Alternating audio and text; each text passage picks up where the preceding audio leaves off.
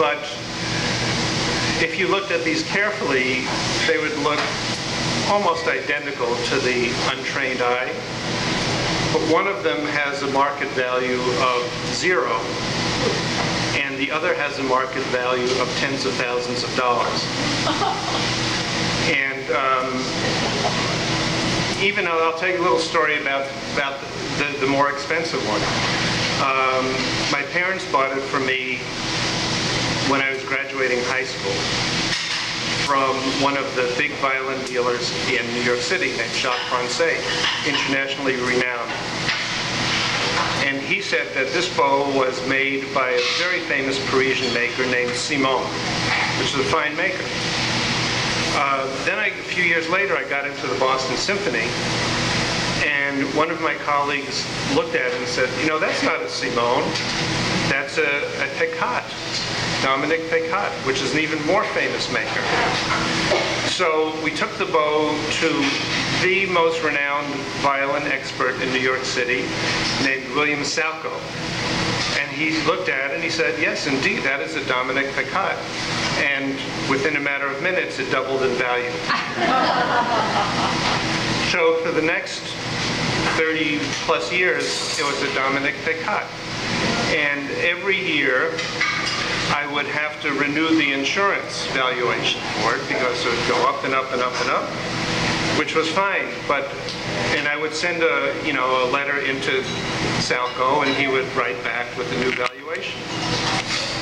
But he started getting old, and he turned his business over to his grandson, Isaac, who is now recognized as the major expert on violin bows in the world.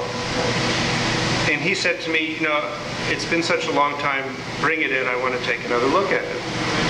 So I brought it in a few years ago, and he takes a look at it, and he says, I don't think this is a Dominique Picot.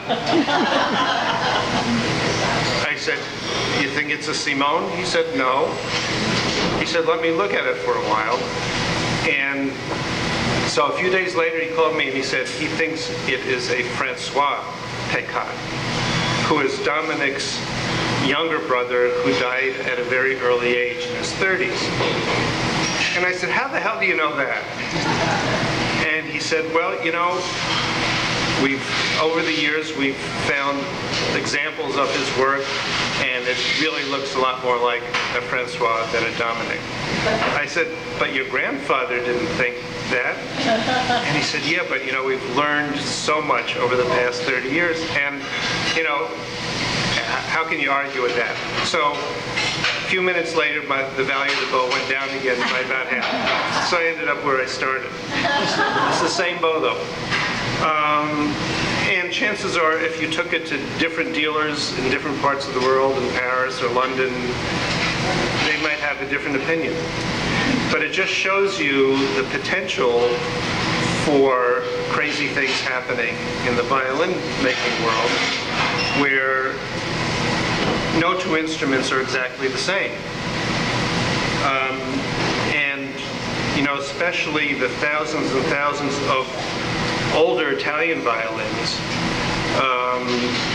which either have been repaired considerably or have had the labels removed and changed with another label, or if one maker worked in one shop and then went to another shop, it's almost impossible for all but a handful of experts around the world to know where these violins were made. For example, this one.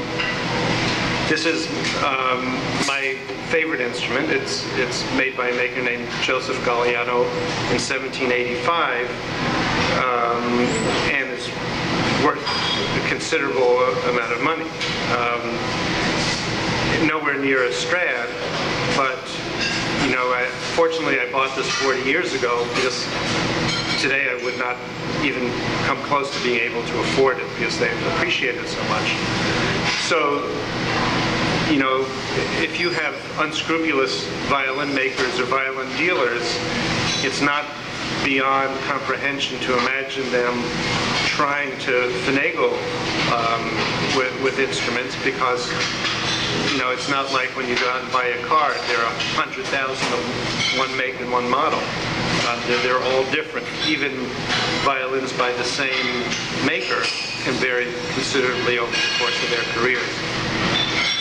So that is sort of the basis upon which I wrote the story about this humble violin maker, violin dealer, who mainly repairs instruments for his local high school orchestra to kind of fly under the radar.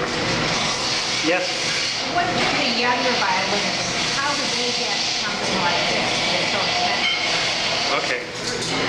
I'll repeat the question.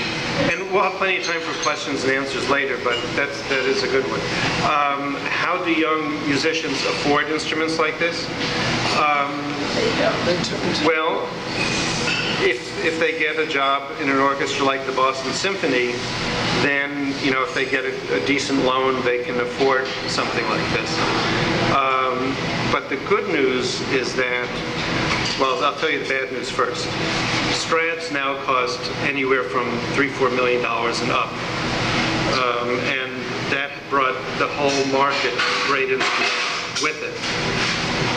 The good news is that the vacuum that was created has spurred a renaissance of young violin makers all around the world, and particularly in the United States. There's some really great makers in Boston, Salt Lake City, amazingly enough, who make instruments that are bought by the major concert artists around the world. And those go for, a tenth of what a violin like this would cost. So anyway, the idea of having a mystery take place in a violin shop or in a different venue that musicians frequent is going to be the next part of the series. Next year's book is going to take place in the music conservatory, which some of you know, people will kill each other right and left, right? But there's a second perspective that I use with this book and the future books, and that is I wanted to connect it always with real music. And the theme behind these next several books is going to be Vivaldi's Four Seasons.